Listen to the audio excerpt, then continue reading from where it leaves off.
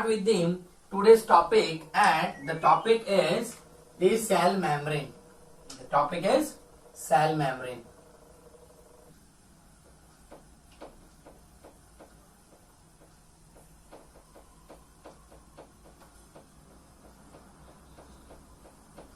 Okay, the topic is cell membrane. So now what is cell membrane? क्यों सब student क्यों कहाँ चले गए बेटा? Only 13 are there. ओके, आ जाओ सब लोग, चलो मैंने स्टार्ट कर दिया बेटा. बाहर निकल के अगर व्हाट्सएप देख रहे हो तो उसको बंद करो, इस पे आ जाओ बेटा please.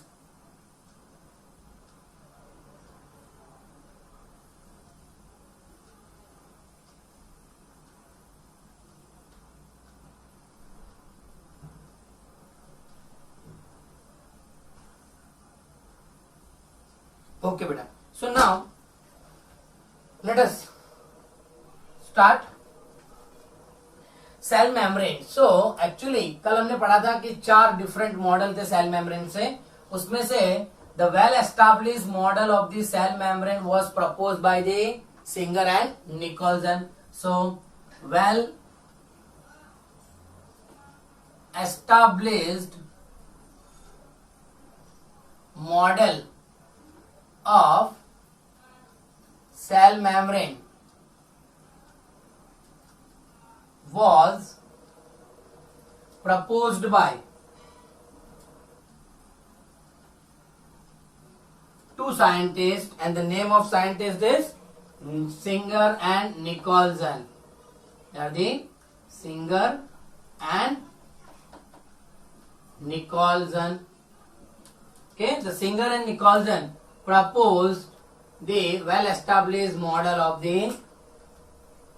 cell membrane in 1972 and 73. According to him, the cell membrane is lipid bilayer membrane, and they possess the two type of the protein, integral and the surface protein. So, according to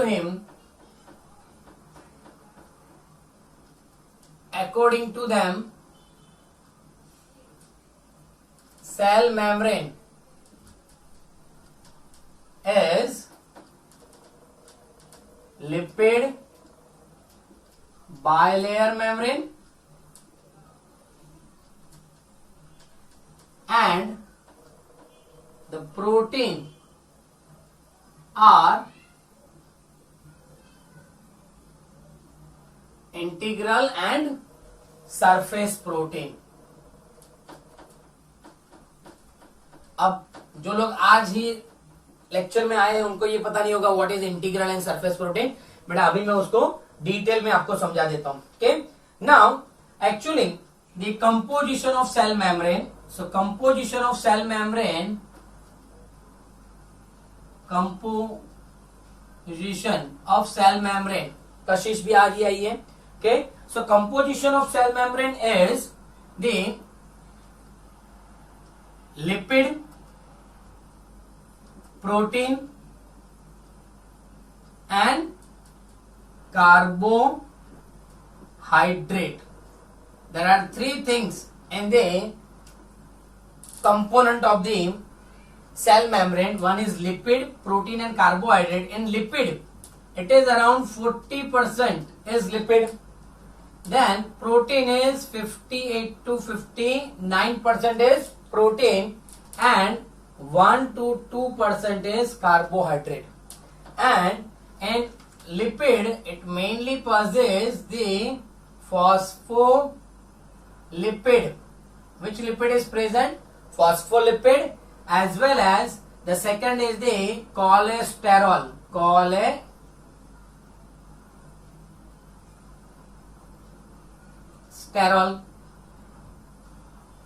2 type of the lipid is present in the membrane, cholesterol and phospholipid. Protein are again 2 type, that is integral protein and surface protein. And the third one is the carbohydrate is glycolipid and the glycoprotein, that is glycolipid and glycoprotein. protein. Now where these are present and what is the function of each and every component of the cell membrane, that will be discussed now. So here when we draw the structure of the cell membrane, बेटा यहां मैं structure draw कर रहा हूं, अब ध्यान से देखना. When we draw the structure of the cell membrane has the lipid bilayer membrane. It is an lipid bilayer membrane, and this lipid bilayer, which lipid is mainly present? So it is the phospholipid is mainly present.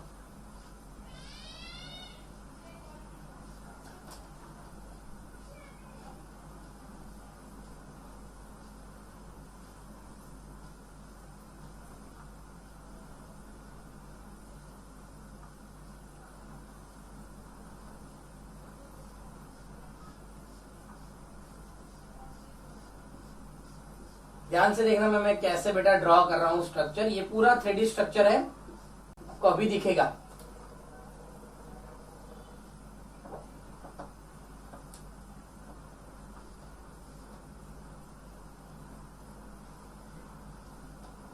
It's a lipid bilayer membrane हो गया.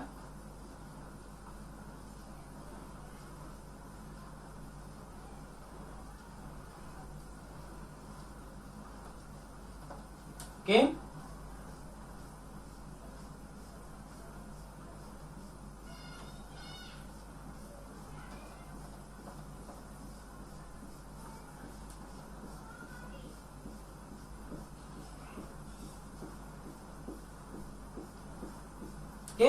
This is the lipid bilayer membrane. और आप यहां देखोगे तो शायद आपको लगेगा कि ये पूरा एक पीस पड़ा हुआ है. ठीक है, आपको ऐसा दिखेगा कि ये पूरा एक पीस है सेल मेम्ब्रेन का. और यहां पर अगर मैं आपको 3D प्रॉपरली 3D बताऊं तो आपको ऐसे सारा मेम्ब्रेन दिखेगा. पता चल रहा है बेटा? So this is the lipid bilayer membrane, and it's a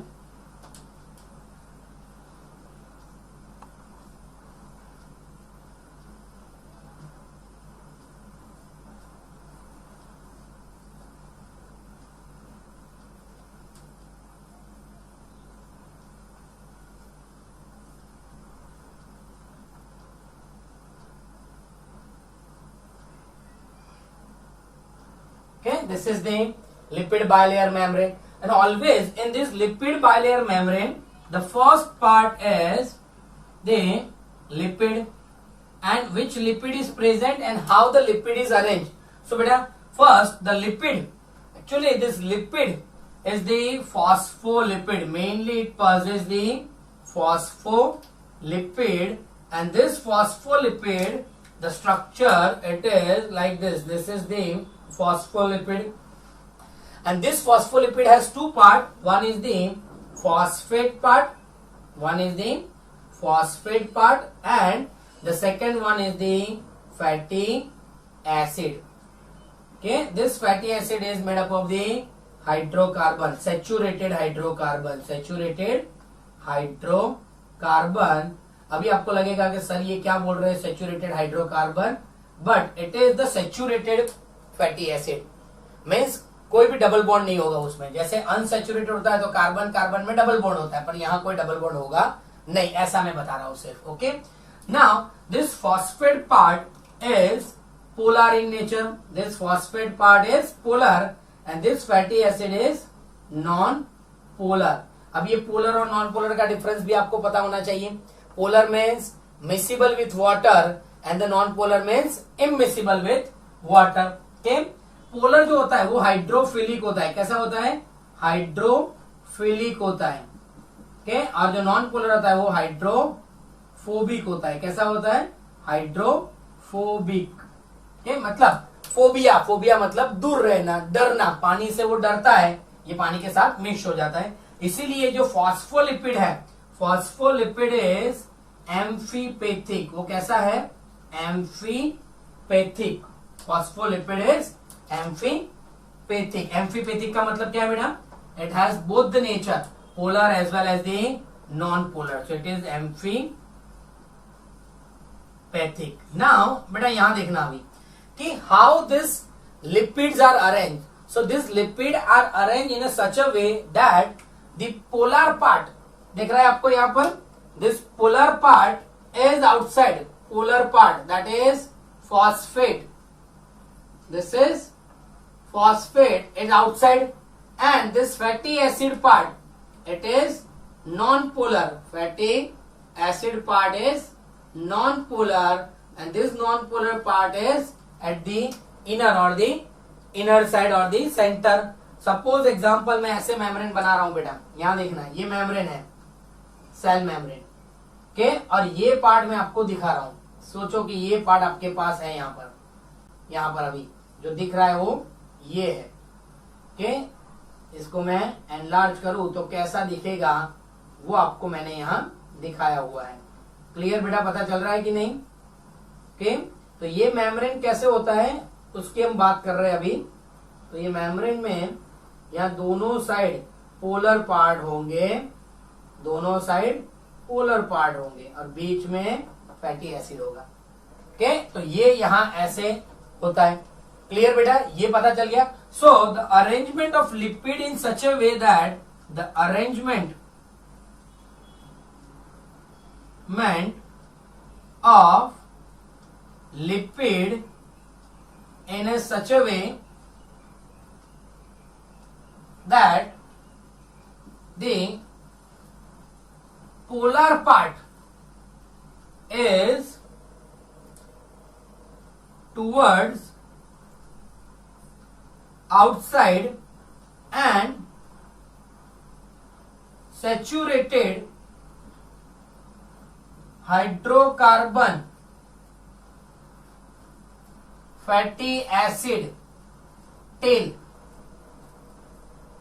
is towards inside.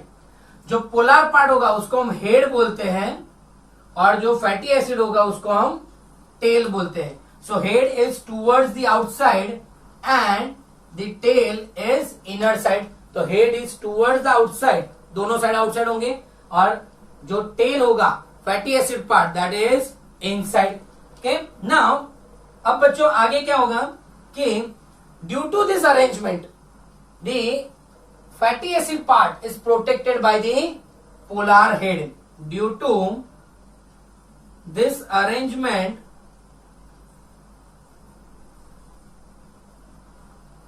the fatty acid part protected by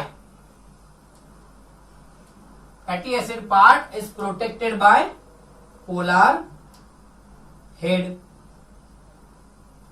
Okay, now one more thing, due to this arrangement of the phospholipid, this membrane looks like a fluid. That's why it is called the fluidity. It's called the fluidity. And one more thing, due to this arrangement, जो phospholipid का arrangement है उसकी वजह से वो जितने भी lipid soluble substance होंगे उसको इजीली क्रॉस होने देंगे. मीन सेल में अगर लिपिड सॉल्युबल सब्सटेंस है तो जल्दी पास हो जाएंगे, नॉन आयनिक सब्सटेंस है तो उसको पास होने देंगे. So due to this arrangement the lipid soluble and non ionic substance can easily cross the membrane, easily cross the membrane. And one more type of the lipid is present, that is cholesterol. That is cholesterol. So in cholesterol actually it provides the strength of the membrane, and it is only found in the eukaryotic cell. It is not found in the prokaryotic cell. Prokaryotic cell means bacteria है उसमें ये होगा नहीं. सो कहाँ होंगे ये cholesterol? So cholesterol is present in between the membrane like this. ये मैं ग्रीन कलर का जो बता रहा हूं ना, that is the cholesterol. This is the cholesterol. So the cholesterol is present in between the phospholipid के बीच में होगा. Okay, so this is called the cholesterol. This one is cholesterol. So cholesterol is provide the strength of the membrane. It provide the strength of membrane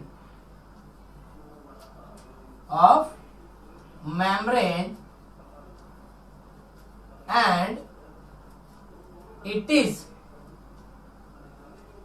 absent in prokaryotic cell. So this is all about the lipid. Means first time cell membrane well established model बेटा किसने दिया? तो singer and Nicholson ने दिया 1972 और 1973 में. फिर उसका कंपोजिशन क्या है? लिपिड, प्रोटीन और कार्बोहाइड्रेट होगा. हमने पहले क्या देखा? लिपिड देखा. लिपिड 40% होता है. दो टाइप के लिपिड होते हैं, फॉस्फोलिपिड और कोलेस्टेरॉल.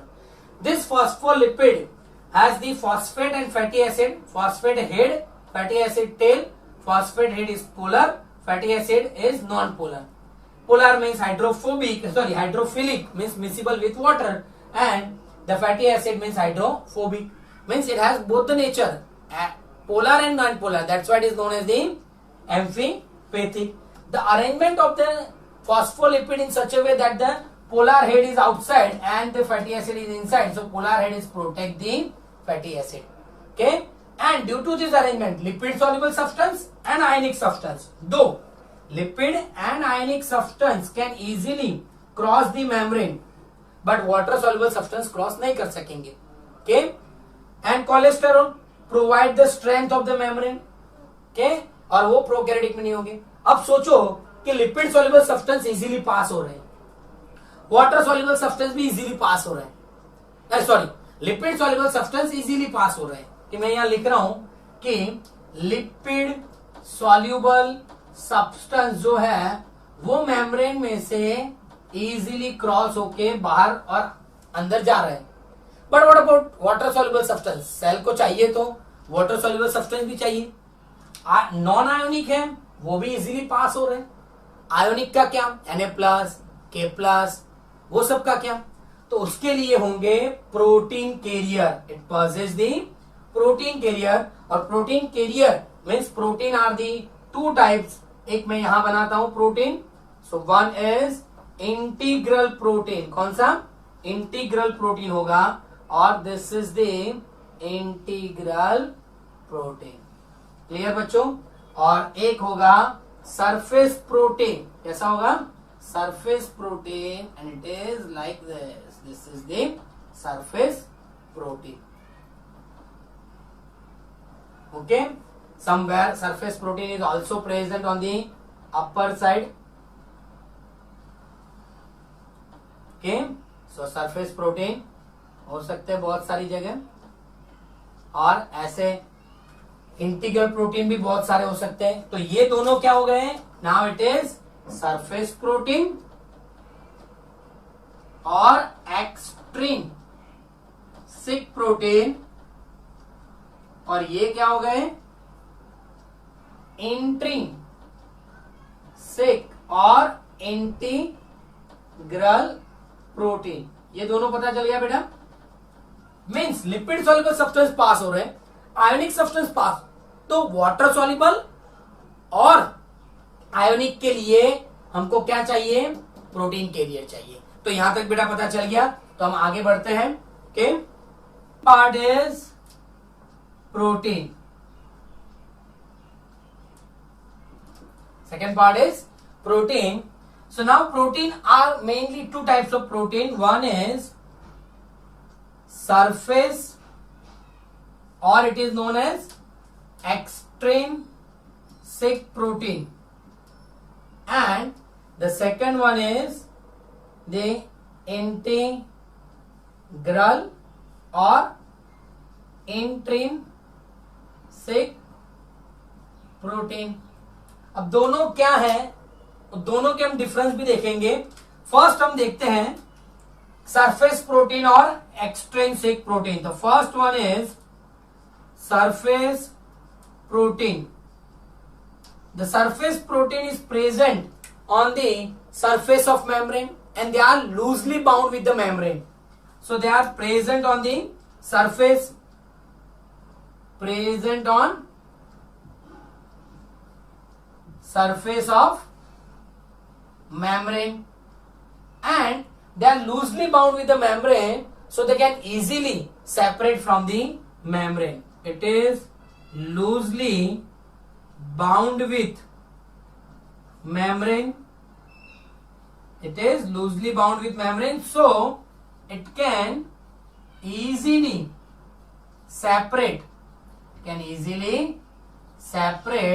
from membrane. वो आप इजीली मेम्ब्रेन में से सेपरेट कर सकते हो. And this surface protein, it is act as a enzyme और receptor. It is act as a enzyme and receptor. वो कैसे काम करते हैं? एज अ एंजाइम और दी रिसेप्टर एक्ट करेंगे. मीन्स बाहर से अगर कोई चीज आई तो यहां चिपक जाएगी, फिर बाद में उसको अंदर जाने के लिए सिग्नल मिलेगा तो अंदर जाएंगे, अदरवाइज वो अंदर जाएगा नहीं, या फिर वो यहां बाइंड हो जाएंगे और अंदर सेल के अंदर कोई चेंजेस होगा. Means it is act as enzyme और receptor. So this surface protein is act as enzyme और अ रिसेप्टर. क्लियर बेटा? यहां तक पता चल गया. अब सेकंड पार्ट है इंट्रिंसिक प्रोटीन और इंटीग्रल प्रोटीन. तो इंटीग्रल प्रोटीन जो होते हैं वो आइसबर्ग की तरह होते हैं. उसको और क्या बोलते हैं? आइसबर्ग भी बोल सकते हैं बेटा. आइसबर्ग की तरह होते हैं कि जितने बाहर उतने अंदर, मीन्स आर पार होते हैं. ओके, और it is act as a tunnel and they are actually the integral protein is like a iceberg in a sea of phospholipid. Iceberg आप सबको पता होगा कि सीज में जितना बाहर होता है आइस उतना ही अंदर होता है, दैट इज आइसबर्ग. तो यहां पे ये पूरा सी है तो इसका फॉस्फोलिपिड का, उसमें प्रोटीन आइसबर्ग की तरह होगा. They are tightly bound with the membrane, so they can not easily separate. They are tightly bound with membrane, so it can not easily separate. जैसे सरफेस में क्या था कि they are loosely bound with the membrane so they can easily separate, but यहां पर ये tightly bound होगा तो इजीली सेपरेट नहीं होगा. And it is act as a tunnel. ये कैसे काम करते हैं? Tunnel means it is act as a ion channel और एक्वा पोर और पोरिन्स. मीन्स ये कैसे काम करते हैं? अगर ये सोचो कि ये लिपिड सॉल्युबल सब्सटेंस है, वाटर सॉल्युबल सब्सटेंस को पास कर रहा है. किसको? वाटर सॉल्युबल सब्सटेंस को. वाटर सॉल्युबल सब्सटेंस को अगर ये पास कर रहा है तो इसको हम क्या बोलेंगे? एक्वापोर बोलेंगे. क्या बोलेंगे? एक्वापोर, क्योंकि ये वाटर सॉल्युबल सब्सटेंस पास हो रहे हैं. अगर ये आयन को पास कर रहा है, किसको? आयंस को, लाइक सोडियम को, पोटाशियम को, मैग्नीशियम को, ऐसे कोई आयन को पास कर रहा है तो इसको हम क्या बोलेंगे? It is known as ion channel. क्या बोलेंगे? Ion channel. ऐसे एक्वापोर माइटोकॉन्ड्रिया और क्लोरोप्लास्ट के सरफेस पे बहुत सारे होते हैं. तो this aquapore is present on mitochondria and chloroplast की सरफेस पे बहुत सारे होते हैं. ओके बेटा, तो देखो प्रोटीन की जब हम बात करते हैं तो there are two type of protein, surface and integral protein. तो ये हो गया सरफेस प्रोटीन, ये हो गया इंटीग्रल प्रोटीन. दोनों का डिफरेंस, सरफेस प्रोटीन जो होता है वो लूजली बाउंड होता है, इंटीग्रल है वो टाइटली बाउंड होता है, इसलिए इसको सेपरेट करना इजी है, इसको सेपरेट करना टफ है। ये कैसे एक्ट करता है, तो एज ए एंजाइम और रिसेप्टर। ये कैसे एक्ट करता है, एज अ आयन चैनल, इसमें से आयन पास होंगे, या फिर as a aquapore because it pass the water soluble substance. Clear बेटा, ये पता चल गया। तो ये हमारा सेकंड पार्ट हो गया, that is protein. Move towards the next component of the cell membrane is the carbohydrate. So carbohydrate कैसे होगा, तो कार्बोहाइड्रेट में there are mainly two part. Okay sir, can you explain integral protein again? Yes बेटा, integral protein actually they are protrude out, means they are आर पार। Suppose this is the membrane like, और protein कैसे होंगे, ऐसे होंगे, ऊपर से नीचे तक होंगे। okay, these are the integral protein, or these are the tightly bound with the membrane, so they cannot easily separate. But surface protein होता है वो ऐसे होता है, so it can easily separate from the membrane. Clear बेटा? ये जो होता है ये act as a receptor और एंजाइम की तरह एक्ट करता है, पर ये यहां से वाटर जाएगा, यहां से आयन जाएंगे, तो इसको आयन चैनल भी बोलते हैं, और एक्वापोर, एक्वापोर मतलब water passing hole, that's what is called aquapore. Clear बेटा, पता चल गया? So can we move forward Dev? Okay, now the third part is carbohydrate. Third part is carbohydrate, और कार्बोहाइड्रेट में क्या होगा बेटा? It is the coating. Carbohydrate mainly two type, glycolipid and the glycoprotein. This is known as ऑलिगोसैकेराइड।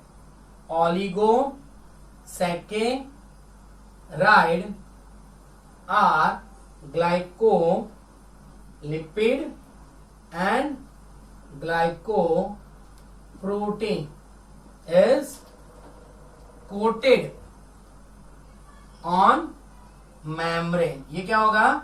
Membrane के ऊपर coating होगा। Means यहां मैं आपको ब्लू कलर से दिखा रहा हूं कि ऐसे पूरे मेम्ब्रेन पे कोटिंग होगा, पूरे मेम्ब्रेन पे क्या होगा?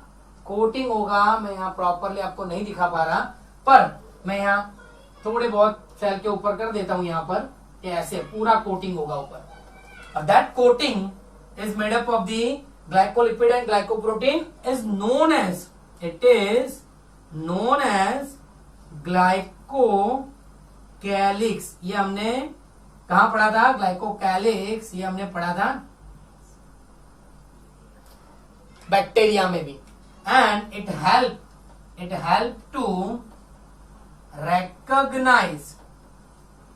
recognize the self and non-self, means it is help to recognize the self and non-self, मतलब ये अपना है या पराया, उसको आइडेंटिफाई करने में हेल्प करते हैं। फॉर एन एग्जाम्पल, अगर एग है और ये एग को स्पर्म जब फर्टिलाइज करते हैं, तो ये एग किसका होना चाहिए? फीमेल का। तो ये स्पर्म किसके होने चाहिए? मेल के, but with the same species. Okay, अगर आप ह्यूमन फीमेल के एग ले लो और किसी कोई एनिमल के स्पर्म ले लो, so this sperm will never enter into the egg. वो एग उसको अंदर एंटर ही नहीं होने देगा, क्योंकि एग के बाहर ये ग्लाइकोकैलिक्स होगा और वो पहचानेगा कि ये स्पर्म ह्यूमन का नहीं है, ये कोई अदर एनिमल का है, तो उसको अंदर आने देना नहीं है। मीन्स इसका ग्लाइकोकैलिक्स का मेन काम क्या है? तो it is recognize the self और नॉन सेल्फ। क्लियर बेटा? अब इसका मॉडल का जो नाम हमने दिया था, fluid mosaic model, the name of this model is fluid mosaic model. क्यों इसको फ्लूइड मोज़ेइक मॉडल बोला? अब इसको मैं आपको ब्रीफली समझा रहा हूं, ध्यान रखना कि ये लिपिड का लेयर ऐसे अरेंज होता है कि ये जो प्रोटीन है ना, उसमें घूमते रहते हैं। ये प्रोटीन यहां से यहां भी आ सकता है, ये प्रोटीन यहां से यहां भी जा सकता है। Okay, means in the lipid bilayer membrane, in the lipid bilayer membrane, these proteins are move laterally.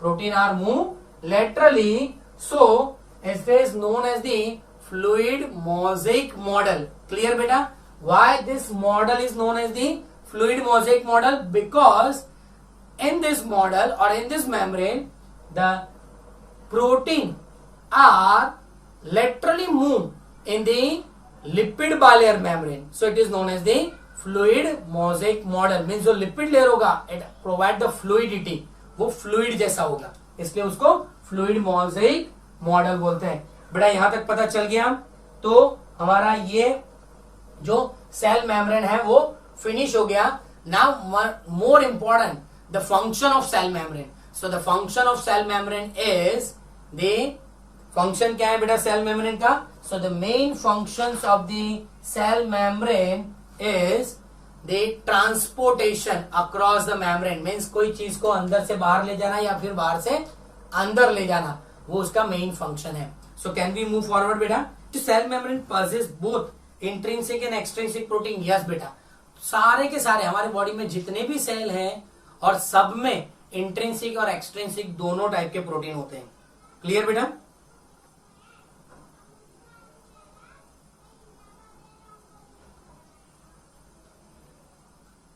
Tania clear बेटा? ओके, धैर्य का एक क्वेश्चन है, sir is glycocalyx also present in animal eggs? Glycocalyx is present in each and every cells of the organism. सबके ऊपर होता है और सबका ये प्रॉपर्टी होता है। प्लांट पे भी होता है और इसका भी ये प्रॉपर्टी होगा कि अगर पॉलन ग्रेन्स आए तो स्टिग्मा के अंदर जाना है कि नहीं, वो रिकॉग्नाइज करेगा फिर ही जाएगा। क्लियर बेटा? तो सब में होता है, बट आर्टिफिशियली हम डाल सकते हैं, के आर्टिफिशियली हम डाल सकते हैं, नेचुरल ये प्रोसेस कभी नहीं हो सकता। क्लियर बेटा? So this is all about the cell membrane. Now function of cell membrane, तो main function of the cell membrane is transportation. Transportation across the membrane. So कैसे ट्रांसपोर्टेशन होता है? तो ट्रांसपोर्टेशन के लिए बेटा ओके, वन मोर थिंग, किसी का और कोई डाउट नहीं है ना बेटा? Okay, so now in transportation there are three things. One is the passive transportation, passive transport. Second one is active transport, and third one is vesicular vesicular mediated transport. ये सारी तीनों चीज क्या है वो हम देखते हैं कि जैसे हम सबको पता है कि पैसिव ट्रांसपोर्टेशन में भी दो टाइप होते हैं। एक होता है सिंपल पैसिव ट्रांसपोर्टेशन, एक होता है फैसिलिटेटेड ट्रांसपोर्ट। अब ये दोनों में डिफरेंस क्या है? तो पहले तो पैसिव में एक और चीज, in passive transportation it is always from higher concentration to lower concentration ही होता है। वो तो आप सबको पता होगा कि ऑलवेज पैसिव ट्रांसपोर्टेशन हायर से लोअर साइड पे होता है और उसमें एनर्जी रिक्वायरमेंट नहीं है, means no energy requirement. Means passive transportation में आपको दो चीज मेनली याद रखनी है, एक कोई एनर्जी की जरूरत नहीं पड़ती और always from higher concentration to lower, means higher to lower जा रहे हैं, इसलिए उसको डाउन हिल भी बोलते हैं। क्या बोलते हैं? Down hill transportation. क्या बोलते हैं उसको? डाउन हिल, क्योंकि ऊपर से नीचे आ रहा है इसलिए उसको बोलते हैं down hill transportation. Okay, but उसमें सिंपल भी है और फैसिलिटेटेड भी है। तो दोनों में डिफरेंस क्या है? तो सिंपल जो है that directly pass through the membrane. Membrane में से डायरेक्ट पास हो जाए, जैसे ये लिपिड सॉल्युबल है तो मेम्ब्रेन में से डायरेक्टली पास हो रहे हैं तो उसको बोलते हैं simple. Means no carrier protein is required. कोई कैरियर प्रोटीन की जरूरत नहीं पड़ेगी, they are directly transport through the membrane, but here it required. थोड़ा अंदर ले लेता हूं बेटा क्योंकि एक्टिव भी मुझे लिखना है। तो इन फैसिलिटेटेड फैसिलिटेटेड, तो फैसिलिटेटेड में क्या होगा बेटा कि यहां पर it required the protein carrier की जरूरत पड़ेगी, मीन्स प्रोटीन की जरूरत पड़ेगी फॉर द ट्रांसपोर्टेशन। जैसे वाटर सॉल्युबल सब्सटेंस आ रहे हैं, आयनिक सब्सटेंस आ रहा है, तो यहां से जो मूवमेंट हो रहा है, ये जो मूवमेंट हो रहा है इसको बोलते हैं फैसिलिटेटेड ट्रांसफ्यूजन और the transport. Means passive it is always from higher to lower बेटा। सेकंड, पैसिव में कभी एनर्जी की जरूरत नहीं पड़ती और वो हायर टू लोअर है, इसलिए उसको क्या बोलते हैं डाउन हिल ट्रांसपोर्टेशन। बट उसमें दो है सिंपल, उसमें दो टाइप है, simple passive transportation and facilitated. Simple में कोई प्रोटीन कैरियर की जरूरत नहीं पड़ती, वो डायरेक्टली मेम्ब्रेन से पास हो जाता है।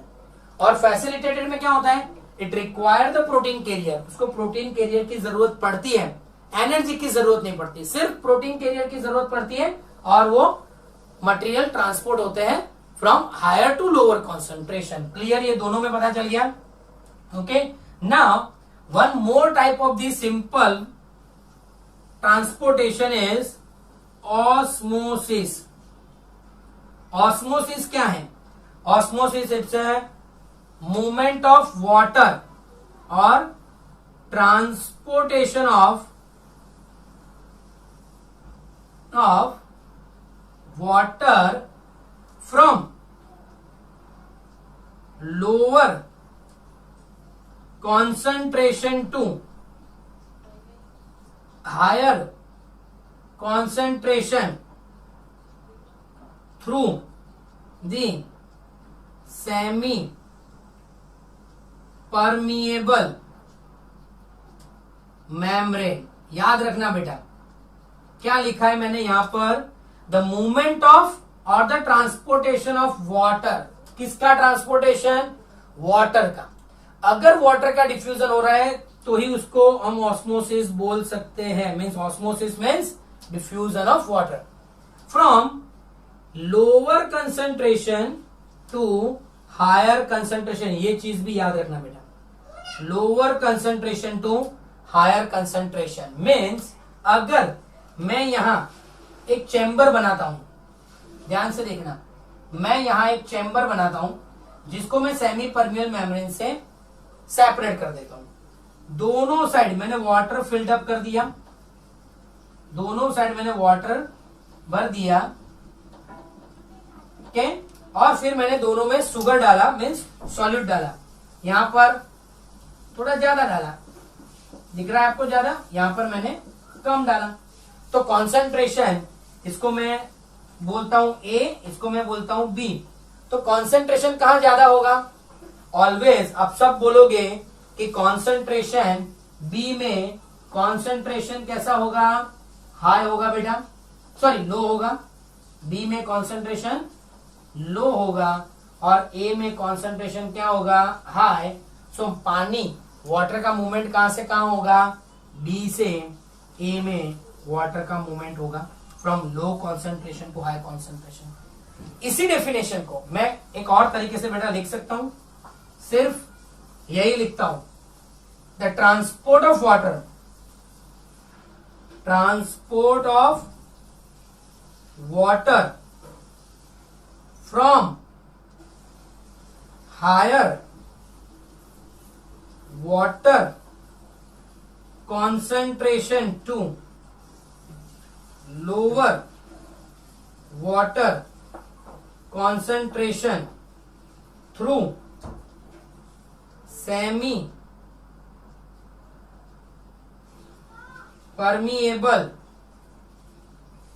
membrane। बेटा यहां खास अब 2 मिनट के लिए सब दिमाग से निकाल दो, सिर्फ यहां ध्यान रखो कि मैंने यहां पहले क्या लिखा, lower concentration to higher concentration. तो ये एक फिगर से आपको पता तो चल गया वो, बट दूसरी डेफिनेशन में लिखता हूं, उसमें मैं क्या लिखता हूं, higher water concentration to lower water concentration. Water concentration लिखा, मीन्स यहां देखो वाटर कंसेंट्रेशन कैसा है, ज्यादा है, यहां वाटर कंसेंट्रेशन कैसा है, कम। तो दोनों टाइप से हम डेफिनेशन लिख सकते हैं, एक lower concentration to higher concentration, दूसरा higher water concentration to lower water concentration. Means एक हम लिख सकते हैं सॉल्यूट कॉन्सेंट्रेशन, दूसरा हम लिख सकते हैं सॉल्वेंट वाटर का कॉन्सेंट्रेशन। तो अगर मुझे ऑस्मोसिस की डेफिनेशन बोलना है और वाटर के कंसेंट्रेशन के बिहाफ पे बोलना है, तो वाटर के कंसेंट्रेशन के बिहाफ के क्या होगा, हायर टू लोअर होगा, और सॉल्यूट के कंसेंट्रेशन के बिहाफ पे बोलना है तो उसका क्या होगा, लोअर टू हायर। याद रखना बेटा कि सिर्फ आप कॉन्सेंट्रेशन बोल रहे हो तो लोअर टू हायर, और वाटर कॉन्सेंट्रेशन बोल रहे हो तो हायर टू लोअर। ये आपको पता चल गया? सबको नहीं पता चला है तो मुझे आप टेक्स्ट में लिख के कमेंट में बोलिए कि और जरूरत है तो मैं आपको एक बार और समझा दूंगा। अब यहां हम जा रहे हैं एक्टिव ट्रांसपोर्टेशन के ऊपर।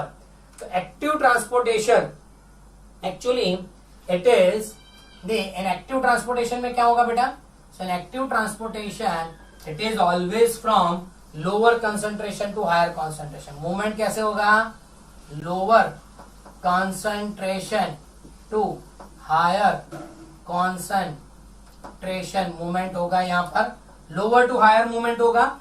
और इसमें क्या होगा, एक एनर्जी इज रिक्वायर्ड, एनर्जी की जरूरत भी पड़ेगी, और एनर्जी कहां से लेंगे, एटीपी में से, और इसको क्या बोलते हैं, अप हिल ट्रांसपोर्ट बोलते हैं। क्या बोलते हैं, अपहिल। इसमें होता कैसे है, lower to higher concentration energy की भी जरूरत पड़ती है, और उसको बोलते हैं uphill transportation, because it is lower to higher. ये कैसे जा रहा है, नीचे से ऊपर जा रहा है, इसलिए उसको क्या बोलते हैं, lower to higher uphill transportation. इसमें एनर्जी की भी जरूरत पड़ती है, और इसमें one more thing, the protein carrier is required. इसमें प्रोटीन कैरियर की भी जरूरत पड़ेगी।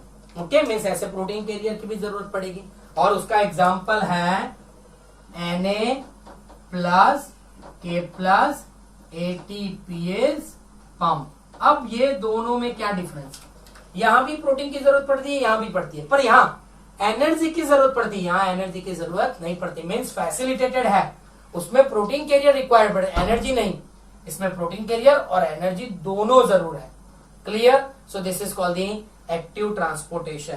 क्लियर बेटा, यहां तक पता चल गया। अब हम आगे बढ़ते हैं बेटा, अगर इसमें कोई डाउट है तो आप मुझे बता सकते हो बेटा के, और हम आगे जाएंगे वेसिक्यूलर मीडिएटेड ट्रांसपोर्टेशन पे। वेसिक्यूलर मीडिएटेड ट्रांसपोर्टेशन, तो ये क्या है वेसिक्यूलर मीडिएटेड ट्रांसपोर्टेशन, तो इसमें भी दो टाइप है, एक है, तीन एक्चुअली, एंडोसाइटोसिस, दूसरा है एक्सोसाइटोसिस, और तीसरा है ट्रांससाइटोसिस, और third one is also known as the रोफियोसाइटोसिस।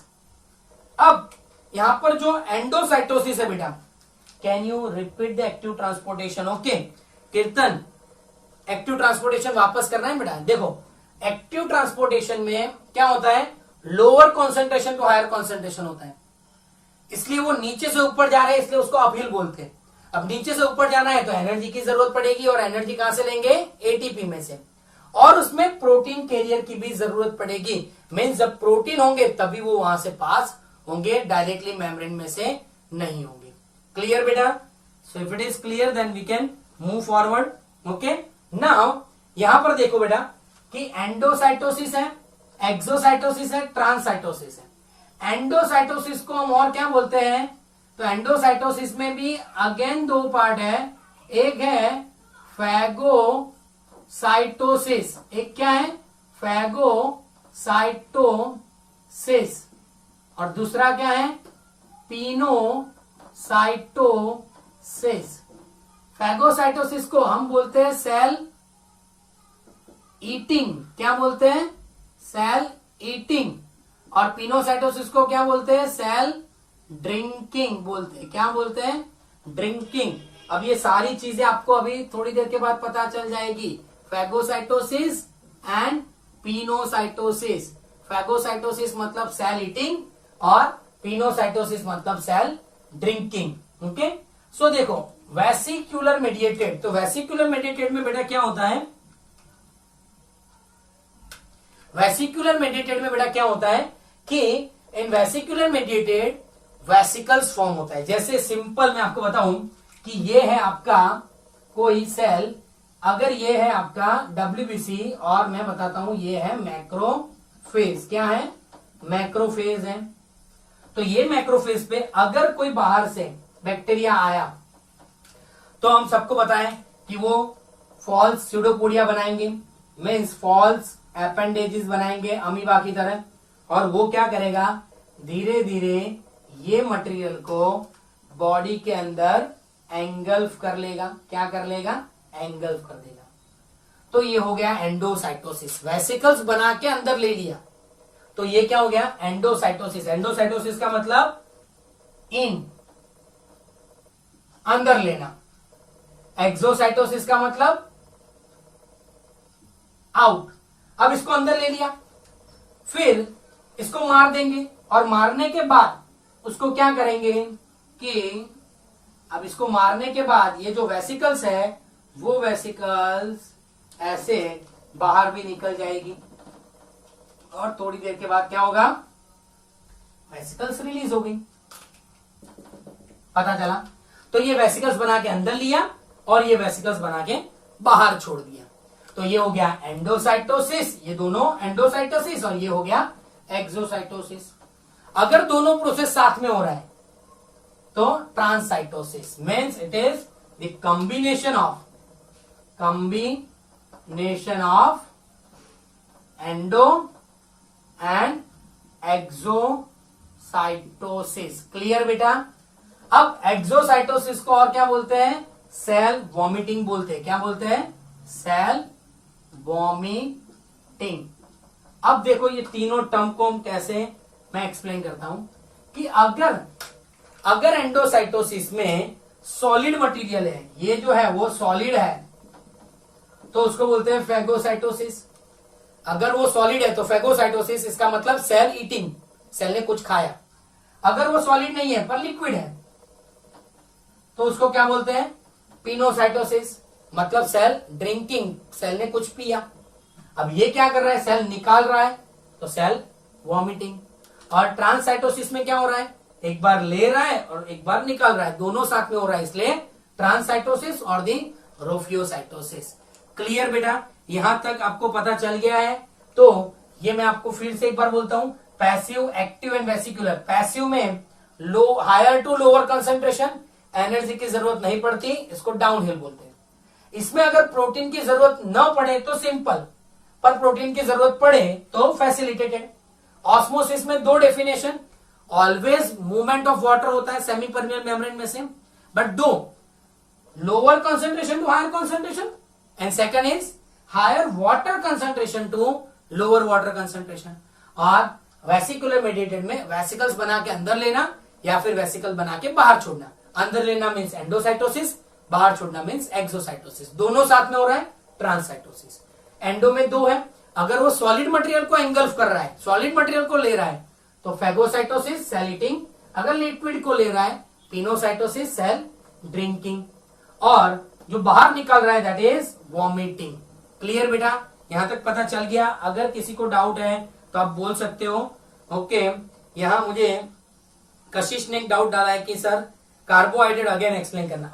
जो डाउट है आपका, तो सेल मेम्ब्रेन है ये, तो सेल मेम्ब्रेन के ऊपर जो ये कार्बोहाइड्रेट का कोटिंग होता है, क्या होता है, कार्बोहाइड्रेट का coating, and that carbohydrate coating is known as the glycocalyx, उसको बोलते हैं। और उसका काम क्या है कि वो रिकॉग्नाइज करता है सेल्फ और नॉन सेल्फ। मैंने जैसे एग्जांपल दिया कि ये फीमेल का एग है और ये मेल के स्पर्म सेल है। क्लियर बेटा।